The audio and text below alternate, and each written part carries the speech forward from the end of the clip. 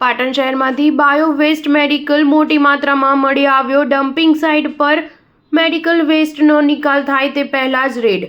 પાટણ નગરપાલિકાના કચરાના ટ્રેક્ટરમાં લઈ જવાતો હતો બાયોમેટ્રિક વેસ્ટ। શહેરની જનતા હોસ્પિટલમાંથી નીકળતો બાયો વેસ્ટ મેડિકલ ઠલવાયો પાલિકાના ટ્રેક્ટરમાં।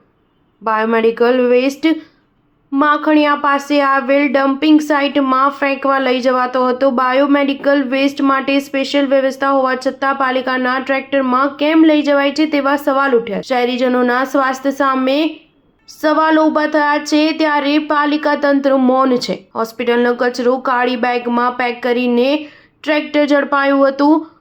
કોંગ્રેસના કાર્યકરે અધિકારીઓને બોલાવી કાર્યવાહીની માંગ કરી છે। પાલિકાના ટ્રેક્ટરમાં કચરાની આડમાં કરાતો હતો મેડિકલ વેસ્ટનો નિકાલ। વિપક્ષના કોર્પોરેટરે ટ્રેક્ટરને ઊભું રખાવી ટ્રેક્ટરમાં તપાસ કરી। Star news 7 Patan.